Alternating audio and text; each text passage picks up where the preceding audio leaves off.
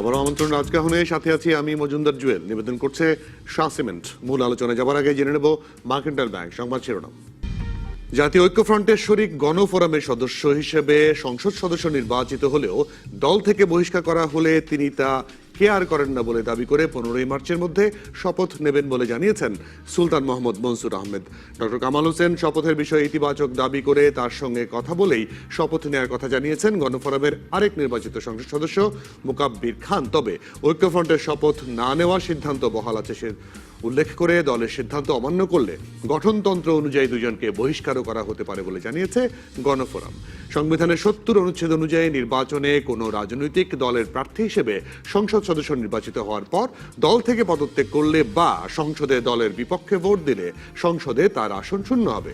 এদিকে গত সোমবার জাতীয় ঐক্যফ্রন্ট গোপনীয়তা বজায় রেখে কূটনীতিকদের সঙ্গে বৈঠক করলেও একে রুটিন ওয়ার্ক বলে দাবি করেছেন বিএনপি মহাসচিব। তবে কান্নাকাটি করে বিদেশিদের কাছে ধর্ণা দিয়ে এদেশের রাজনীতি হবে না উল্লেখ করে বিএনপিকে রাজপথ ও সংসদে সক্রিয় হওয়ার আহ্বান জানিয়েছেন আওয়ামী লীগের সভাপতিমণ্ডলীর সদস্য মোহাম্মদ নাসিম।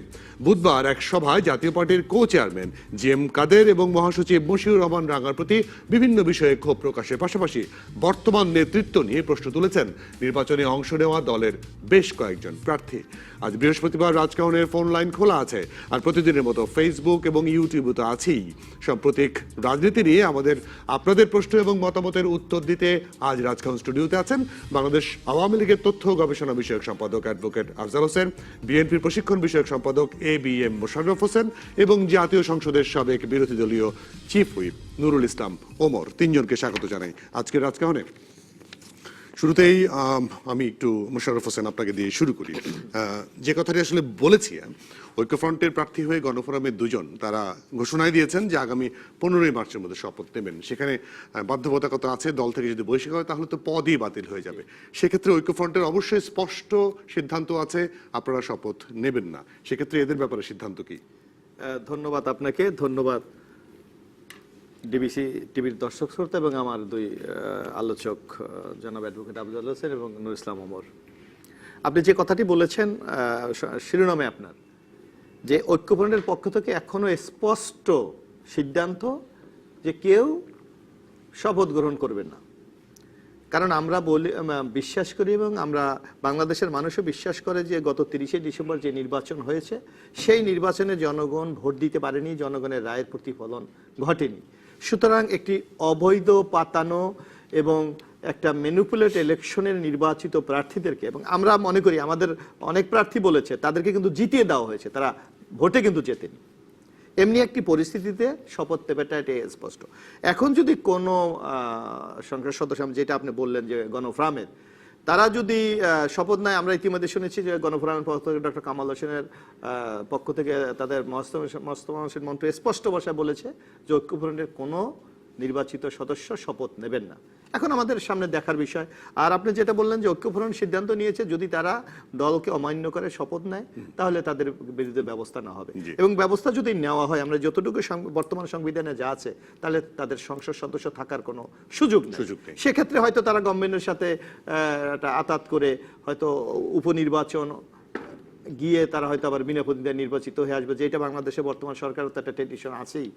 সেই দিকে আগায় কিনা এটা আগামী দিনেই বোঝা যাবে। জি, আফজাল হোসেন, আপনার কাছে জানতে চাওয়া আসলে ঐক্যফ্রন্টে তাহলে এরকম যদি অবস্থা হয়, গণফোরামের নেতৃত্বে কিন্তু ঐক্যফ্রন্ট বা ডক্টর কামাল হোসেন নেতৃত্বে ঐক্যফ্রন্ট, এরকম যদি ঐক্যফ্রন্টের দুজন শপথ নেওয়ার সিদ্ধান্ত নেয় এবং তারা দাবি করেছেন ডক্টর কামাল হোসেনের অবশ্যই ইতিবাচক সিদ্ধান্ত আছে তাদের প্রতি, সেক্ষেত্রে ঐক্যফ্রন্টে ভাঙন হতে পারে এরকম কোনো বিষয়কে আপনি দেখেন?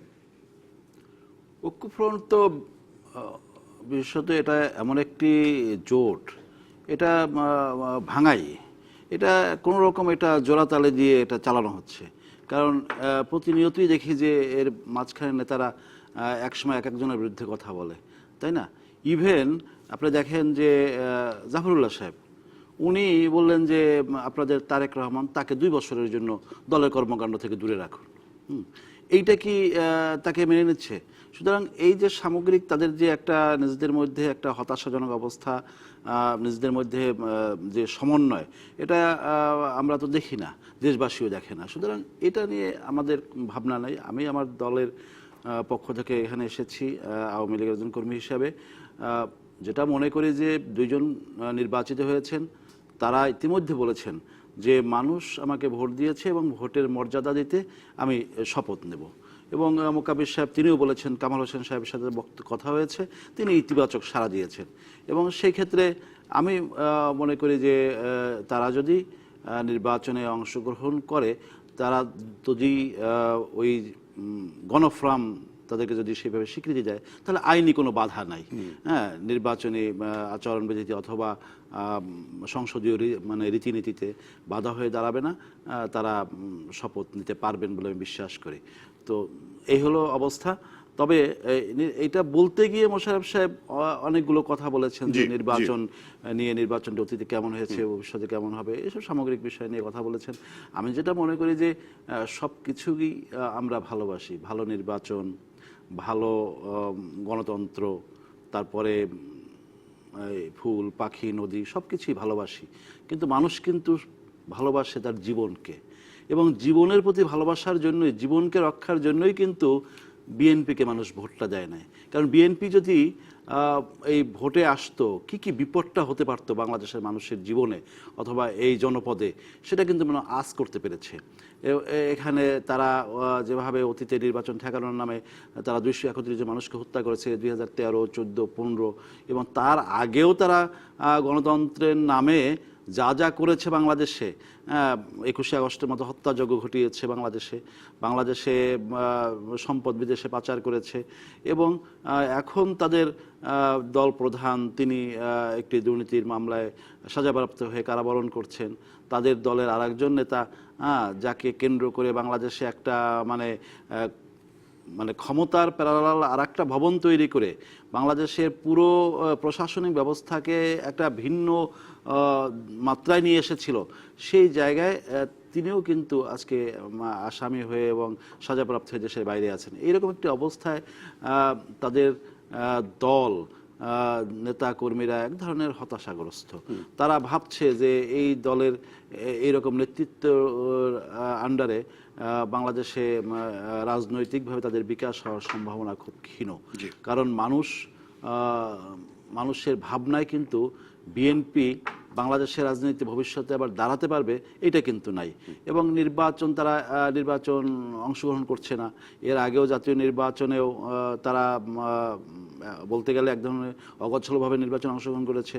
এবং আপনি দেখেন সেই নির্বাচনে তারা এক একটি কেন্দ্রে, এক একটি আসনে তারা একাধিক প্রার্থী তাদের দিয়েছিল, এবং একটা অকশনের মতো একটা নির্বাচনী নমিনেশন দেওয়ার জন্য তারা চেষ্টা করেছে। এবং যে বেশি টাকা দিয়েছে তাকে নমিনেশন দিয়েছে, বিদেশে এম্বাসিতে গিয়ে নমিনেশন ড্রপ করার মতো তারা ব্যবস্থা তারা চেয়েছিল। সুতরাং তারা কিন্তু পুরো একটা নির্বাচন ব্যবস্থার জন্য যে সাংগঠনিক শক্তিমত্তা অথবা যে একটা নৈতিকতার জায়গায় দাঁড়িয়ে একটা নির্বাচনকে ফেস করা, সেই জায়গায় কিন্তু বিএনপি নাই। এবং এই যে সিটি কর্পোরেশন নির্বাচন আজকে হলো, সেখানেও তারা অংশগ্রহণ করেনি। তো সামগ্রিকভাবে আমি মনে করি যে বিএনপি নিজেদের কারণেই নিজেরা আজকে এইরকম একটা চোরাগলিতে হারিয়ে যাওয়ার একটা অবস্থায় আছে। এবং এখানে হাত পা ছড়াছড়ি করে কোনো লাভ নাই।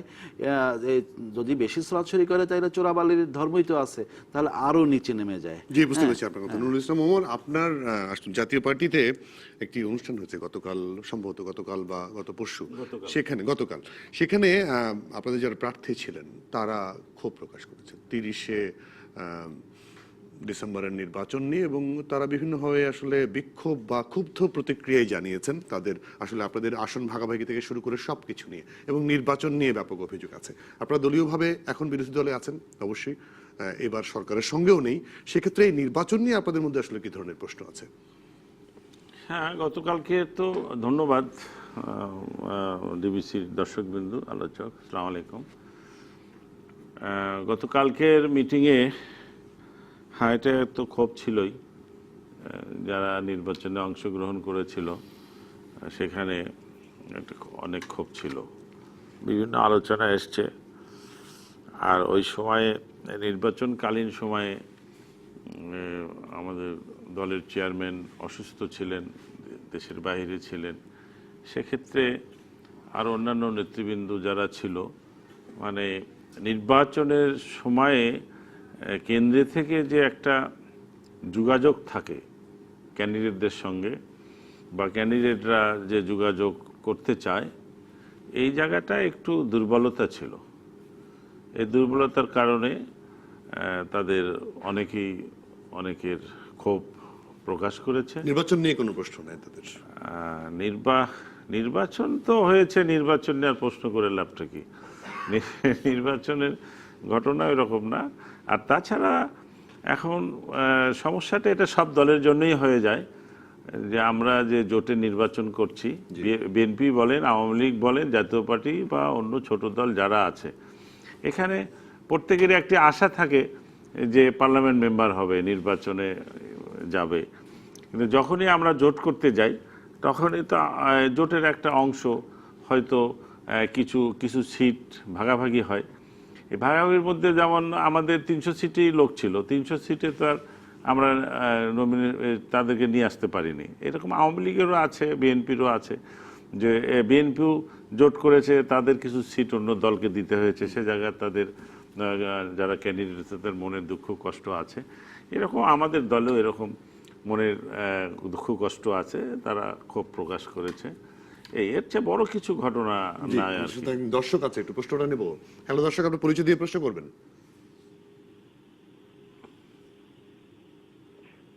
হ্যালো দর্শক, আপনার পরিচয় দিয়ে প্রশ্ন করবেন। জি, আসসালামু আলাইকুম। ওয়ালাইকুম আসসালাম। জি, আমি একজন অবসরপ্রাপ্ত সরকারি ডাক্তার।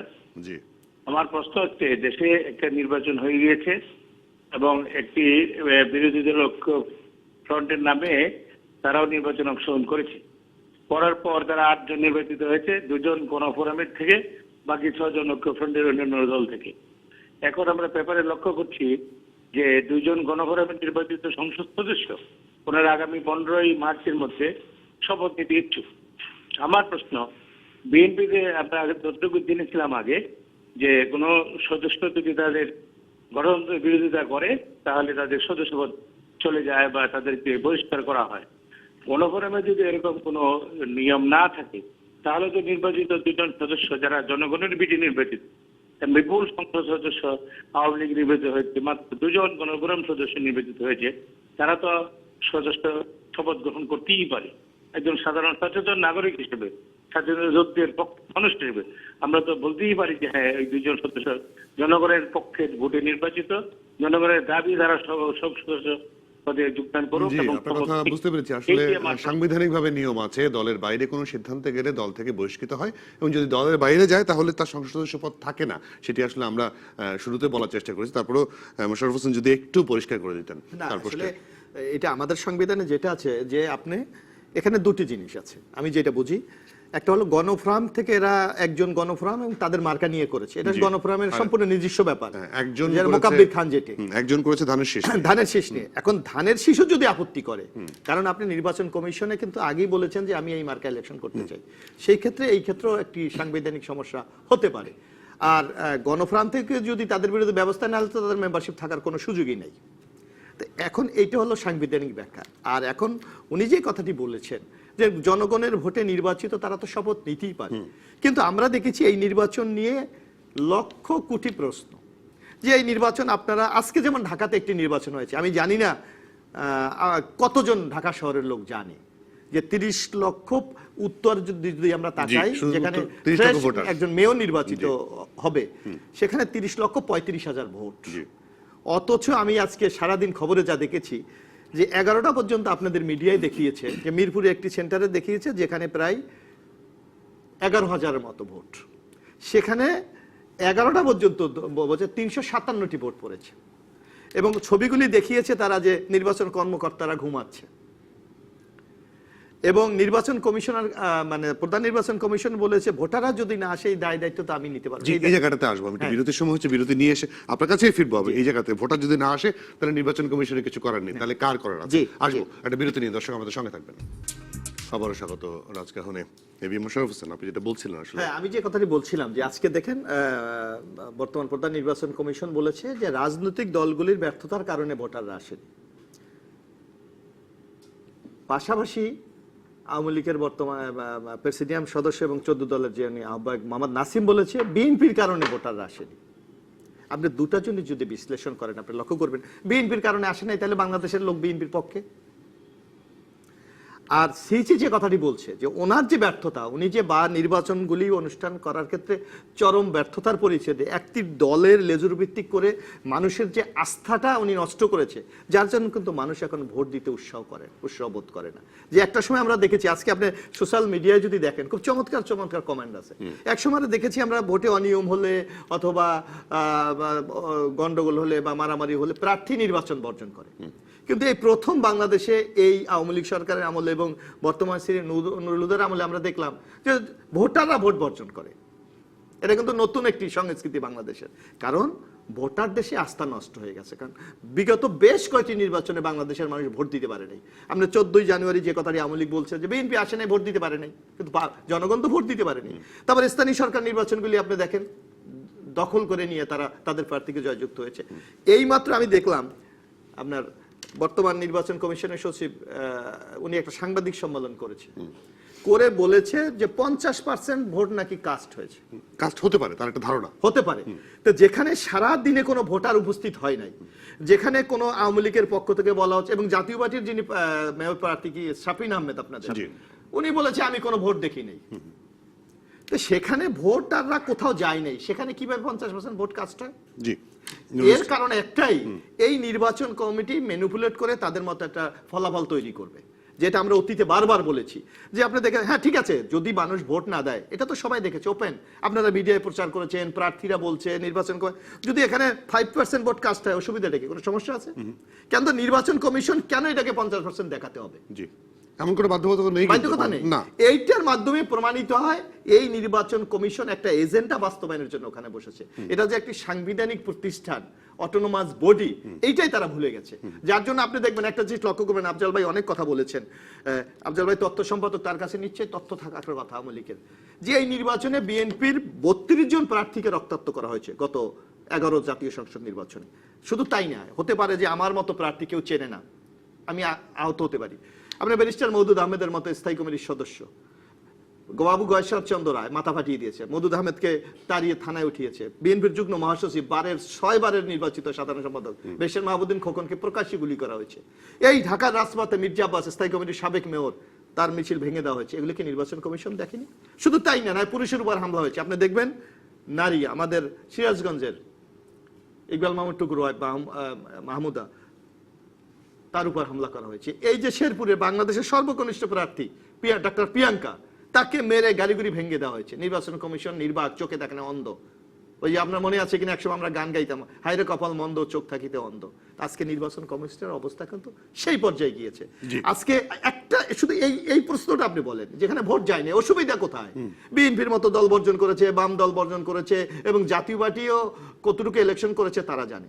সেখানে যদি বলতো যে অনলি 5% লোক এসেছে, বাংলাদেশের মানুষ তো আপত্তি ছিল, সমস্যা ছিল না। সেখানে কেন 50% বলতো হবে? কারণ এইটাই, এই যে একটা অযোগ্য, একটা দলীয় আজ্ঞাবহ নির্বাচন কমিশন, এর চেয়ে বড় প্রমাণ বাংলাদেশ আর হতে পারে। জি, নুরুল ইসলাম, আসলে অংশগ্রহণ কিন্তু আপনারা করেছেন উত্তর সিটি কর্পোরেশন নির্বাচনের কথা যদি বলি, জাতীয় সংসদ তো করেছেনই, কিন্তু উত্তর সিটি কর্পোরেশনে একটা জিনিস বলা হচ্ছে যে বিএনপি নেই, বিএনপি সহ আরো কিছু দল নেই। বিএনপি একটা বড় ফ্যাক্টর কি এখনো? জাতীয় পার্টি কিন্তু এখন বিরোধী দল। তাহলে জাতীয় পার্টি অংশগ্রহণ করেছে, 5 জন প্রার্থী ছিল, তারপরেও মানুষ কেন ভোট দিতে যায়নি? না, এটা দেখেন, বাংলাদেশে রাজনীতিতে আওয়ামী লীগ, বিএনপি, জাতীয় পার্টি, 3টে দলই ফ্যাক্টর, কাউকে গুরুত্বহীন বলা যাবে না। আর বিএনপি যেখানে নির্বাচন বর্জন করেছে, সেক্ষেত্রে নির্বাচনের উৎসাহটা কম থাকারই কথা, এটা অস্বীকার করা যাবে না। অতএব এইটা এখন এই যে মোশাররফ ভাই যেটা বলেছে, এটার সঙ্গে আমি একমত যে সাধারণ মানুষ হয়তো সবসময় এসে আপনাকে প্রশ্ন করতে পারছে না, কিন্তু সাধারণ মানুষ দেখছে এবং সাধারণ মানুষ বোঝে। আমি আজকে এই রাজকহনের এখানে বসে কথা বলছি, তার মানে এই নয় যে আমার চেয়ে জ্ঞানী লোক বাংলাদেশে নাই, তার মানে এই নয় সাধারণ পিপুলসের মধ্যে আমার চেয়ে জ্ঞানী লোক নাই, অবশ্যই আছে। অতএব আমাকে চিন্তা ভাবনা করে কথা বলতে হবে। তো ঠিক তেমনি যারা দায়িত্বে থাকেন তাদেরকেও একটু চিন্তা ভাবনা করে কথা বলার দরকার আছে। বাংলাদেশে এরকম আইন নেই যে এত পার্সেন্ট ভোট কাস্ট না হলে হ্যাঁ। আছে পৃথিবীর কোন ভোট কোন গ্রহণযোগ্য দেশে হবে না, আছে, না, কোথাও তো নেই। অতএব এইটা না বললেই ভালো হইতো আর কি। জি। পিপুলস আসে নাই, যা আসছে তার মধ্যে দিয়েই যে নির্বাচিত হয়েছে সে নির্বাচিত, এটা অসুবিধার তো হওয়ার কথা নয়। জি। তো এইটা হলো যে আমাদেরকে সবাইকে চিন্তা ভাবনা করে করলে, মানে গভর্নমেন্টকে কিছু কিছু মানুষ আছে যে এটা আমার চিন্তাধারাতে আমি বলি, সেটা হলো যে আমাদের দেশে এই মানে 1 থেকে 1.5 কোটি মানুষ আছে, যে মানুষগুলোকে যখন যে গভর্নমেন্টে আসুক না কেন তাকে আর গভর্নমেন্ট পার্টির মেম্বার করতে হয় না, অটো মেম্বার অটো মেম্বার হয়ে যায়, অটো সরকারি দল হয়ে যায়। এবং এই মানুষগুলোই সব গভর্নমেন্টকে মানে তাদের কথাবার্তা চলার মধ্যে, কর্মের মধ্যে দিয়ে সেই সরকারকে ডুবাইতে থাকে। তা আমার মনে হয় যে ঠিক এই সরকারকেও এরকম কিছু মানুষ আছে, এই 1-1.5 কোটি মানুষ যারা আছে, তারা হলো যে অটো মেম্বার যারা, তারা বিভিন্ন সময় বিভিন্ন কথাবার্তার মধ্যে দিয়ে সরকারের ইমেজ ক্ষুণ্ণ করার চেষ্টা করছে। জি। এটা আমি মনে করি। অ্যাডভোকেট আফজাল হোসেন, আসলে এই নির্বাচন নিয়ে যেহেতু কথা উঠেছে এবং মোশাররফ হোসেন যেটা বললেন যে 5% ভোটও যদি কাস্ট হয় তাহলে কিন্তু ভোট গ্রহণযোগ্য, যে জিতবে তাকেই বিজয়। কিন্তু যেখানে মানুষ যায়নি, মিডিয়াতে নিউজ আসছে, সবাই বলা বলি করছে, সেখানে তারপরেও 50% ভোট কাস্ট হচ্ছে, এটা বলতে হবে কেন?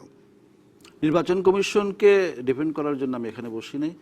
আর মোশাররফ সাহেব প্রথম যে অংশটি বলেছে যে নির্বাচনী আইনে তো সেরকম কোনো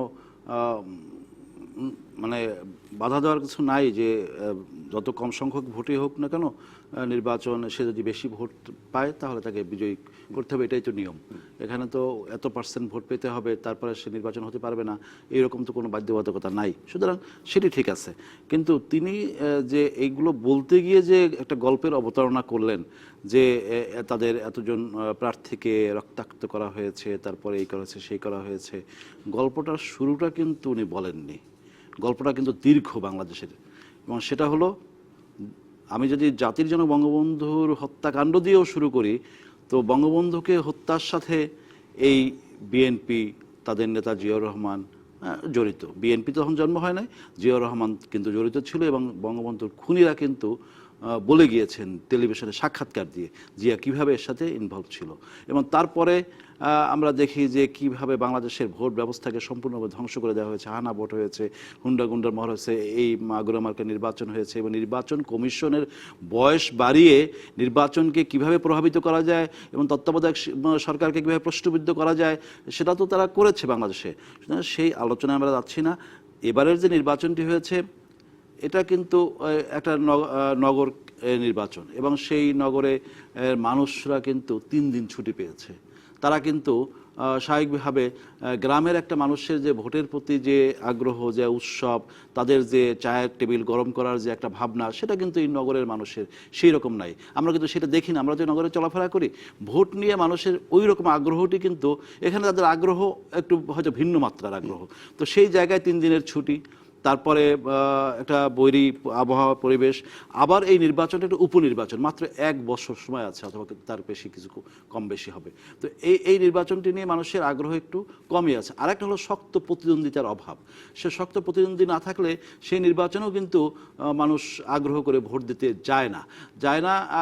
যেমন আবাহনের সাথে মোহামেডানের খেলাটাই জমে, কিন্তু সেখানে কিন্তু ওই আরামবাগের সাথে যদি খেলা হয় সেই খেলায় কিন্তু দেখতে মানুষ যায় না, এটাই স্বাভাবিক। এবং আজকে বিএনপি এখন আরামবাগের চেয়েও খারাপ অবস্থায় আছে, সুতরাং সেই জায়গায় তারা যায় না, অংশগ্রহণ করে নাই, অন্যান্য দল অংশগ্রহণ করেছে।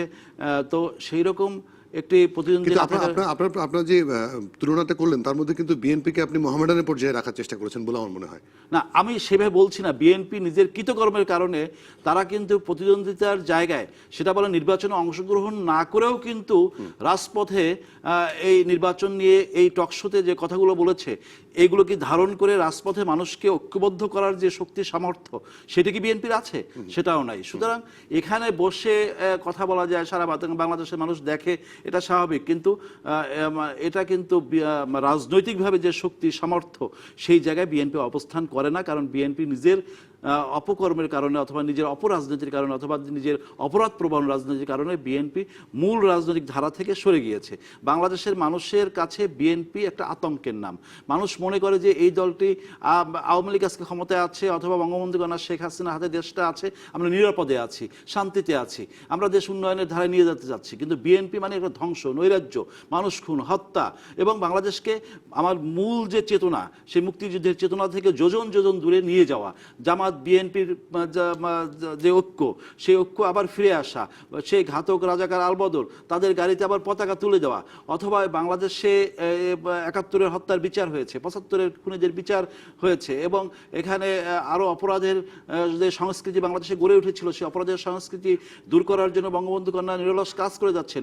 সেই জায়গায় বাংলাদেশের মানুষ আবার একটা ধাক্কা খাবে, এটা মানুষ চায় না। সুতরাং সেই জায়গায় দাঁড়িয়ে আমরা মনে করি যে দেশটা এগিয়ে যাচ্ছে, দেশটা এগিয়ে যাবে এবং দলীয় আজ্ঞাবহ নির্বাচন কমিশন, এটা আজিজ মার্কাজের নির্বাচন কমিশন, মানে সেই নির্বাচন কমিশন আমরা দেখেছি। আমরা কিন্তু এখন একটা স্বাধীন নির্বাচন কমিশনের সার্চ কমিটির মাধ্যমে গঠন করা হয়েছে এবং তারা কাজ করে যাচ্ছে। এবং সেই নির্বাচন কমিশনের যদি কোনো কাজের গাফিলতি থাকে, ব্যত্যয় থাকে, সেই ব্যাপারে আলোচনা হতেই পারে। কিন্তু নির্বাচন সম্পর্কে যত আইন কানুন বিধি বিধান, এটা তো বিএনপি কখনো করে নাই। এবং নির্বাচনী বিধিবিধান বলতে এখনও সেই আরপিও, যেটা জাতির জনক বঙ্গবন্ধু 1972 সালে করেছিলেন, সেই আলোকিত নির্বাচনগুলো হচ্ছে। তারপরে বিএনপি ক্ষমতায় থাকা অথবা সামরিক সরকারগুলো ক্ষমতা থাকা অবস্থায় 2-1টা আইন অথবা বিধান হয়েছে। তারপরে গত 2008 থেকে শুরু করে এই 16 সাল অথবা 18 সাল পর্যন্ত প্রায় 32টা 33টা অথবা এরও বেশি কিছু আইন কানুন হয়েছে। সুতরাং এখন স্বচ্ছ ব্যালট বাক্স, ভোটার তালিকা, ছবিযুক্ত এই যে সামগ্রিক যে কর্মযজ্ঞ এবং নির্বাচন কমিশন, তার যে অর্থবল, জনবল, সমস্ত কিছু হয়েছে, অতীতে কখনো হয় নাই। সুতরাং নির্বাচন কমিশনকে এটা একটা প্রতিষ্ঠান, এবং অতীতে প্রতিষ্ঠানগুলো কাজ করতে পারে না। বিএনপির আমলে সমস্ত প্রতিষ্ঠানগুলোকে ধ্বংস করে দেওয়া হয়েছিল, এখন এই প্রতিষ্ঠানগুলো কাজ শুরু করেছে। আমি মনে করি যে বিএনপি আবার এই প্রতিষ্ঠানগুলো ধ্বংস করার মানে একটা বাসনা নিয়ে কাজ করে যাচ্ছে। বাংলাদেশের মানুষ সেই সুযোগ মনে হয় আর বিএনপিকে দেবে না। এবং আর যেটা হলো যে এই যে নির্বাচন এখানে হয়েছে, এর ভিন্ন চিত্র কিন্তু আমি আজকে সকালের কথা বলি। আমি আজকে সকালে পটুয়াখালী, বিকেলে আমি ঢাকা আসছি। আমি আমার এলাকায় ছিলাম। পটুয়াখালীতে একটা মেয়র নির্বাচন হয়েছে এবং মোশাররফ সাহেবের বাড়িও আমার পটুয়াখালী। তিনি নিশ্চয়ই খোঁজখবর নিয়ে জানতে পারবেন যে সেই নির্বাচনে সকাল থেকে বিকাল পর্যন্ত মানুষের আগ্রহ কীরকম ছিল, মানুষ ভোট কেন্দ্রে কীভাবে ছিল, এবং মানে একটা ব্যাপক উৎসাহ উদ্দীপনার মাধ্যমে পটুয়াখালীর মানুষ এই ভোটকে সাদরে গ্রহণ করেছে মানুষ। এবং সেই চিত্র কিন্তু আবার ঢাকায় নাই। সুতরাং এক জায়গার চিত্র একরকম, আরেক জায়গার চিত্র আরেক রকম, এটা কিন্তু মানে ভিন্ন কারণে। সুতরাং একেবারে সমস্ত কিছুই কিন্তু উড়িয়ে যাওয়া যাবে না যে মানুষ আগামী নির্বাচনে ভোটের ব্যাপারে আগ্রহ হারিয়ে ফেলছে। আমি পটুয়াখালী নির্বাচন দেখে তো আমার বিশ্বাস জন্মেছে যে মানুষ বঙ্গবন্ধু কন্যা শেখ হাসিনা আস্থাশীল, এবং এই নির্বাচন অবাধ, সুষ্ঠু, নিরপেক্ষ নির্বাচনে মানুষ যে উৎসাহ নিয়ে ভোট কেন্দ্রে যায় এবং সেটা আবার এই সরকার দেখিয়েছে। কিন্তু আমি আসবো, আমি আপনার কাছে বিরতির পরে এসে প্রশ্নের উত্তর নেব এটা যে যিনি আসলে আজকে আফজাল ভাই বলছেন যে আপনারা আসলে আন্দোলনের জায়গায় বা মানুষকে একত্র করে একটি দাবি আদায়ের মতো জায়গায় নাই, আপনারা ডিস্ট্রাক্টেড হয়ে গেছেন। এই জায়গাটার উত্তরটা আসবো, কারণ আওয়ামী লীগের বড় বড় নেতারাও একই কথা বলছেন। আমরা বিরতির পরে ফিরে এসে এই উত্তর নেওয়ার চেষ্টা করবো। আমরা আপনাদের সঙ্গে থাকবেন।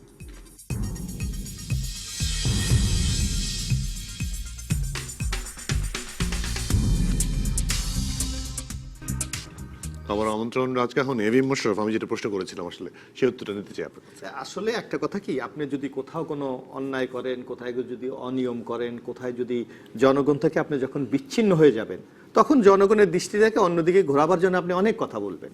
যেমন এখন বলা হচ্ছে বিএনপির মাজার জন্য, আর বিএনপি যখন আন্দোলন করে তখন বলে আবার সন্ত্রাস করে।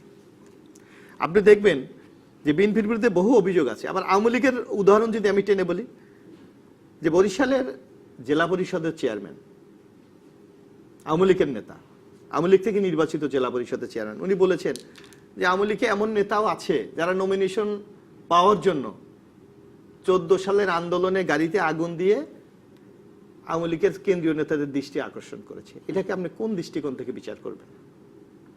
আমরা পত্রিকায় দেখেছি যে মাগুরায় বাসে বোমা মারতে গিয়ে ধরা পড়েছে, দেখা গেছে ছাত্রলীগের ছেলে। রূপগঞ্জে আপনি দেখবেন যে বোমা মানা দিকে হাত উড়ে গেছে, দেখা গেছে ছাত্রলীগের ছেলে। এই যে আন্দোলন সংগ্রামকে সাপোর্টাইজ করা, অন্যদিকে টার্ন করা, এই ব্যাপারে আওয়ামী লীগ খুব এক্সপার্ট, এবং যার জন্য দেখবেন এই ধরনের কথাবার্তা বলে। আজকে এই যে সিটি কর্পোরেশন নির্বাচনের আপনি কথা বলেন, একটা নির্বাচন কেন আওয়ামী লীগ বাংলাদেশে তারা দাবি করে খুব পুরনো সংগঠন, আমরাও বিশ্বাস করি এটা বড় সংগঠন, আওয়ামী লীগের নিজস্ব কর্মী নেই, হোয়াই ঢাকা শহরে কেন 5% ভোট আসবে? আপনি তারা আমাদেরকে গত 30শে ডিসেম্বরের নির্বাচনে মাত্র দেখিয়েছে যে 12% ভোট নাকি আমরা পেয়েছি, আমাদের আর ভোট নাই বাংলাদেশ। তো ঠিক আছে, আপনি 100% মধ্যে 12% বাদ দেন, 88%, সেখানে বাকি সবাই তো ইলেকশনে অংশগ্রহণ করেছে। হোয়াই ঢাকা সিটি কর্পোরেশনে আজকে কেন 5% লোক উপস্থিত হবে না?